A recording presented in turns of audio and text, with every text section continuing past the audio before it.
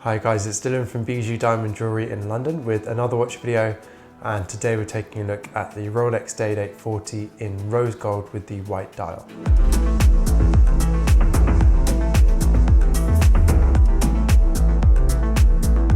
As with all my videos, let's go back in time now and take a look at the history of the Day-Date. Rolex released the Day-Date in 1956. At the time there was only the Datejust out that was more of a dressy style watch, or the Oyster Perpetual series, but the Datejust was the more popular model. It came in steel and bimetal versions, but didn't come in precious metals really at that time. So Rolex decided to release a watch specifically aimed at the very top end of their client list, a watch that only really the best clients or the most high net worth clients could afford, and it was something that they could be proud of, that not only did they own a Rolex, they owned the best one in the collection. So it was aimed or designed to be a very, very high-end model. They released it in the 36mm case size initially back in the 1950s. It was more complex than the Datejust. It featured a day and a date function on the dial rather than just the date that the Datejust featured, and it was also only available in precious metals, again making it the most expensive model in the collection. Over the years it's been worn by lots of high-ranking individuals, celebrities, presidents. In fact, the Day-Date has been nicknamed the presidential watch, or the presidential bracelet specifically. The presidential bracelet comes from when Rolex gifted President Eisenhower a Rolex Datejust. That featured a special bracelet on it, a kind of presidential bracelet, known as presidential bracelet now, which was different to the Jubilee bracelet that it was normally offered with.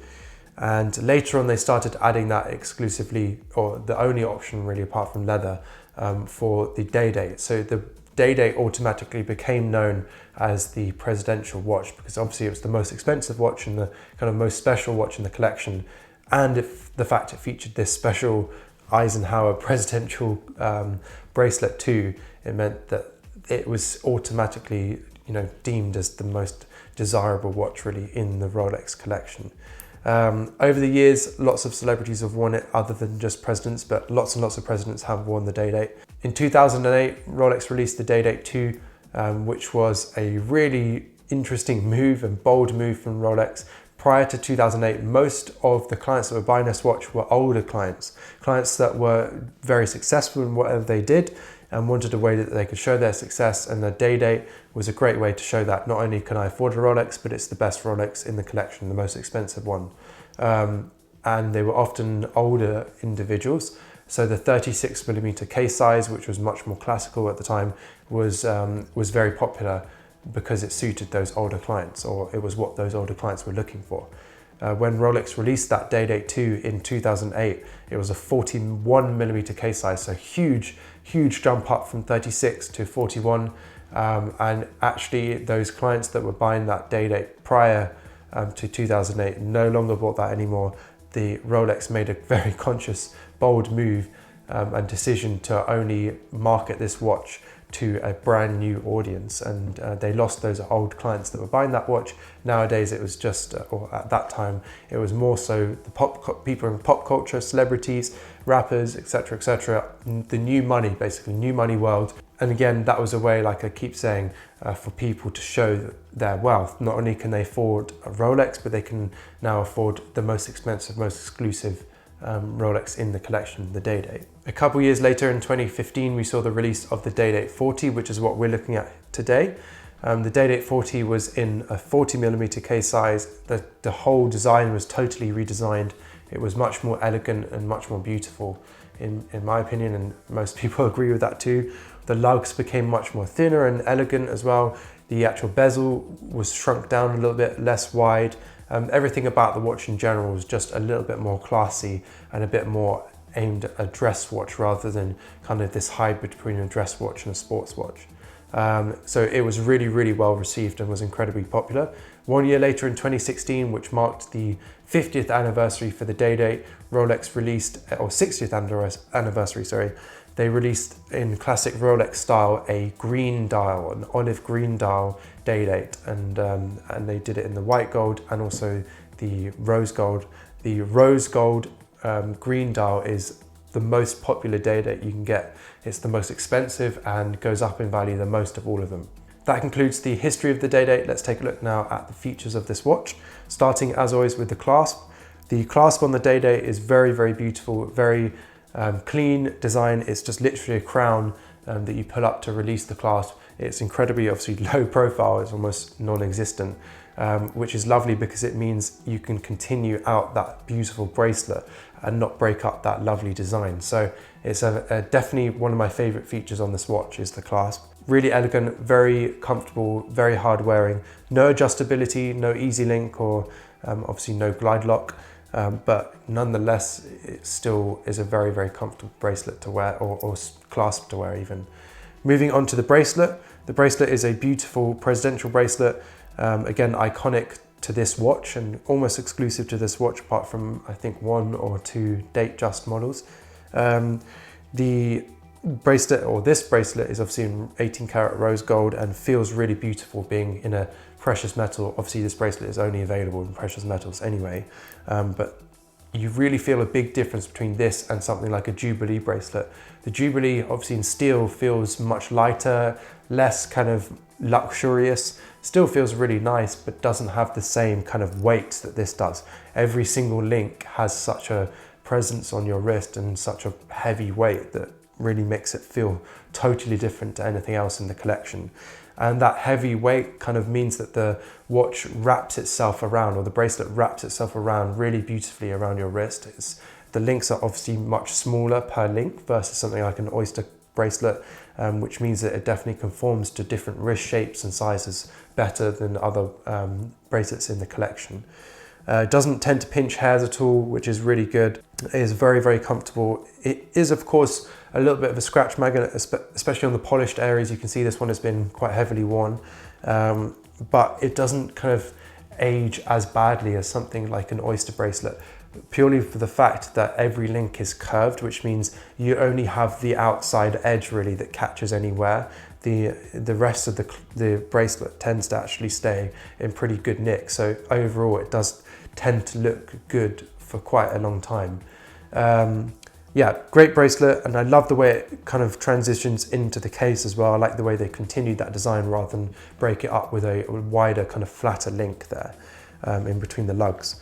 Moving on to the case now, we've got a really beautiful 40mm case size. The case of this watch is very, very elegant. I love those long, thin lugs. They're really, really beautiful, and they kind of span out on your wrist really nicely. The bezel as well, also smaller than what we saw on the Day-Date 2 in 2008, which was 41mm. The bezel on that was slightly wider. This one being obviously a little bit more elegant and in keeping with the more classic proportions that this watch has, which I think looks much better, suits the design much better as well. It's quite a thin watch as well, not too thin that it's kind of like an extra thin or a Nautilus, but compared to the rest of the collection from Rolex, it is a relatively thin watch, which is nice. Really beautiful case in all polished finish. We've got that amazing fluted bezel as well, and the sharp edges on the actual case, which all kind of ties it in together. We've got lots of sharp edges on this piece, which really helps to make it sparkle and scintillate and just shimmer in the light. I mean, that fluted bezel is obviously one of the centerpieces of this watch. It's not hard to see why. It is truly, truly beautiful, very, very magical. It just captures light in no matter where you are. It just sparkles and looks so, so special.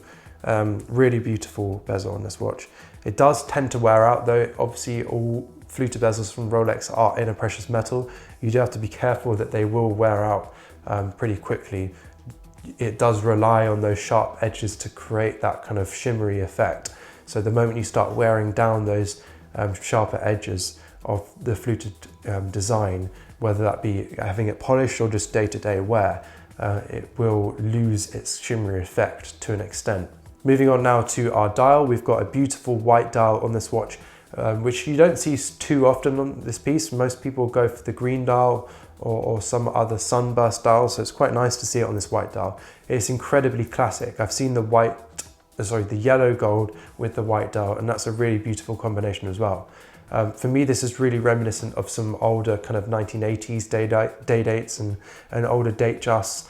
It definitely is reminiscent of a very classic timepiece, a very classic old school Rolex.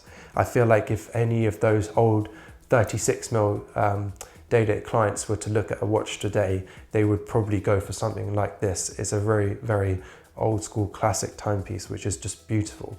It goes with any occasion. It's very, very it's not particularly ostentatious at all, even though it's in rose gold. The white dial makes it kind of tasteful and less in your face than something like a champagne dial or something similar, or a diamond dial. The white is not a pure stark white or like a brilliant white. It's a slightly off white, and it's warmed up slightly as well, which means it suits the rose gold really lovely.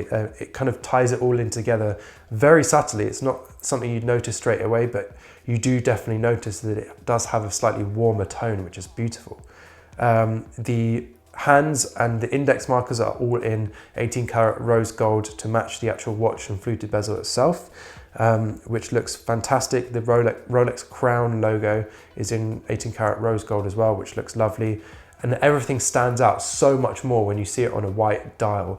It kind of in a way looks like it's on a piece of paper, or something like that. It just looks really beautiful. I love the way the dial looks. It's hard to describe. It's kind of almost like Rolex has laid out all the script and the print and those hands and the rose gold all on a piece of paper, and it's kind of hand drawn out. It looks really, really stunning. And of course, incredibly legible, being white with the rose gold. Very beautiful dial. Love the kind of old school script style of it.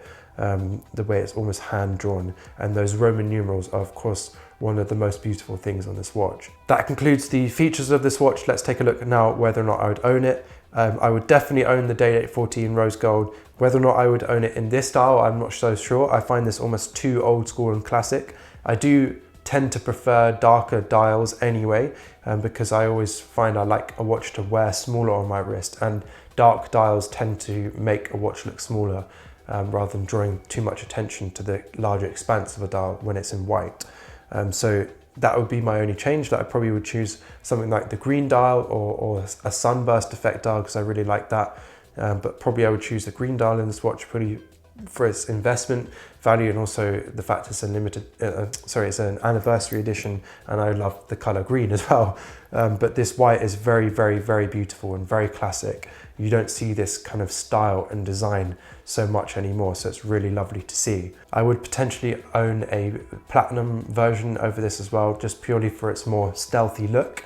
The rose gold is of course very loud in the fact that it is, you know, a colored gold, and it's pretty obvious that it is an expensive timepiece. However, being with that white dial definitely makes it toned down a little, and definitely doesn't make it feel as too much of an ostentatious watch. It definitely makes it more classical, which again is why I think those older school clients will absolutely love this watch. Thanks guys for watching. Let us know in the comments what you think of this Day-Date 40 in rose gold with the white dial. Would you choose the white dial, the green dial, any other sunburst effect dials, a black dial? Would you maybe choose yellow gold or platinum? And let us know in the comments which model you'd go for, maybe even the white dial, the white gold. And as always, if you're interested in this watch or any other watches in the Rolex collection, then don't hesitate to contact us. Our details are in the description. And also at the end of the video, it'd be a pleasure to call this watch into stock for you.